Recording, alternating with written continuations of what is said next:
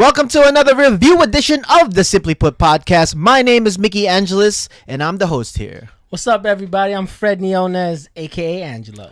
And in this episode review, we'll be going through The Flash Season 1, Episode 17, entitled Tricksters. And in this episode of The Flash, we get a copycat killer planting bombs throughout the entire Central City, going by the name of the Trickster. Oh, no. But in doing so, they must stop him. So Joe and Barry go to Iron Heights prison to talk to the OG Trickster, who's played by Mark Hamill, who gives us an awesome performance in this episode of The Flash. But also in this episode, we get great backstory on who Harrison Wells is, who Eobard Thawne is, and what happened that night Barry's mom passed away. Oh, snap. Yeah, overall, bro, this was a very great episode. Another great one to this first season. I really liked what they were doing story-wise, how they're presenting the story. The flashback worked very effectively.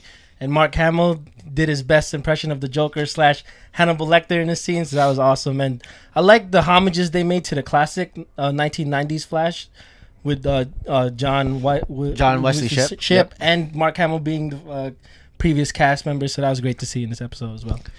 Yeah, I liked this episode a lot. It was a very progressive storyline that we're getting through in this episode with Harrison Wells / Eobard Thawne and who they really are and to their respective characters. We get to see Barry dealing with possibly finding out that Harrison Wells is the murderer of his mother. And then we have Mark Hamill, who did, like I said in the forward, that he had an amazing, phenomenal performance playing the Joker / Trickster. It was like toting the line between camp and seriousness. Yeah. Another plot point in this episode that I liked a lot, which are surprising that I'm saying this, is Iris's storyline in this episode. I liked it because it gave her something to do as far as the missing Porter and her kind of digging deep into finding out what really happened to him. To me, no offense to Roy Harper's character in Arrow, but she was like a background character here, almost like a set of scenery almost, because especially at the end, that was the only time she had to do something. Yeah. She told her dad what was going down at the end, so to me, it didn't work, but I can see where you're coming from, yeah. But in this episode, since it's not dealing with the love triangle, I felt like with her character becoming this reporter and starting to track things down, it's kind of what they're doing in the Arrow, where Captain Lance is putting a lot of pressure on finding out who the Arrow is. Yeah. And Iris is kind of pushing that theme forward, even though how they interacted another character, which was Eddie, kind of bothered me a little bit, that Flash is just opening up his mask to everybody. That one I wasn't a big fan of, but I guess it is going to start the inklings of this resentment of the love of Iris and Eddie. That was a very interesting reveal. And towards the end of the episode, when he took off his mask, he was like, kind of makes sense now where you go all the time. But enough about Iris and the love triangle, bro. Let's talk about the giant reverse elephant in the room and who is the reverse Flash. We got to see that in the flashback. And we also got to see what happened the night of Barry's mother's death. So that was very cool to see that place go down. Yeah, it was very surprising that they went full force with this, pretty much retelling of what happened that night, and we get to see the battle that happened in the house, and then we also got to see what happened to the Reverse Flash after he stabbed Barry's mom, and that was lose the Speed Force. But the big surprise reveal of the episode was when he took off his mask, and it was Eobard Thawne, but it wasn't Harrison Wells. It was not. We got to see the double backstory between Eobard Thawne and Harrison Wells and how the two became one. Yeah. Which is not the same song as the Spice Girls, but more as some futuristic tech. So Eobard Thawne in the comics was one of the Reverse Flashes that was in the 25th century, who was a big fan of the Flash and came back to become Barry Allen. Yeah. And in this episode, he becomes Harrison Wells, which was a great homage into the comics, because what he did was he took Harrison Wells and caused an accident between him and his wife, killing his wife. Yeah. And when he gets out of the car, we get to see that Eobard Thawne has this future device that gives him the same DNA as Harrison Wells. That was very cool to see that go down, the way the CGI was working with that device. That was very cool.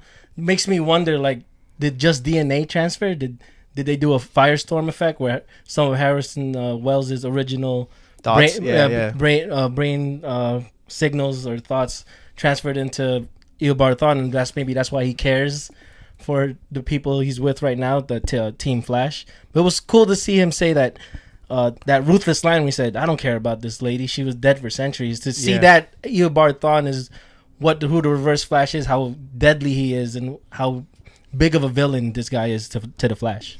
And while Barry and Harrison Wells are having their own psychological problems, what I liked a lot about the episode is Mark Hamill's performance.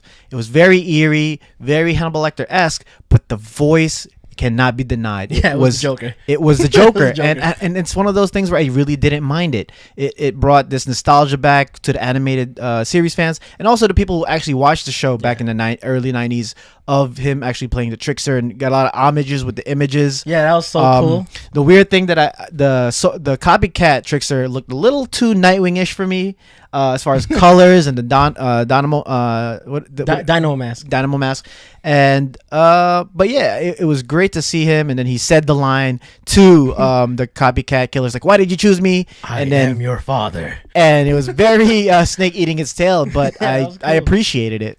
Yeah, it was cool to see. And you know what they really handled well with these two villains? How they were like very comic booky and campy. Yeah. And also dealing with the parallel of the more serious storyline with Harrison Wells and Barry. That dynamic of campy and darkness was very well put in this episode. And also, and something else that I was really a big fan of was how Barry's been coping with this revelation that Harrison Wells might have been the murderer to his mom's death, and how he's kind of have to suck it up and deal with it till there's actual proof, and to battle so-called copycat Trickster. Yeah, that was cool to see. I also liked how they showed all three of Barry's fathers, the father figures in his life, his actual dad, Joe, and then Harrison Wells, and then to him for dealing with the fact that he is the killer of his mother, and him when Joe told him, "You have to be patient because this guy's been patient for 15 years." Yeah. And him not listening is like another Spider-Man thing where his pride takes over what he really wants to do and what's right to do. Okay, guys, so the question of the review episode, now that Eddie knows who Barry really is, he's the Flash, how do you think this affects Harrison Wells' plan overall? Let us know in the comments section. Spoiler alert. All right, guys, if you like this episode, give us a thumbs up, subscribe to our page, and become one of the Simply Put crew. Yes. Where we do reviews on the Arrow, the Flash, Agents of S.H.I.E.L.D. Walking Dead is coming. Game of Thrones is coming as well. It could be me.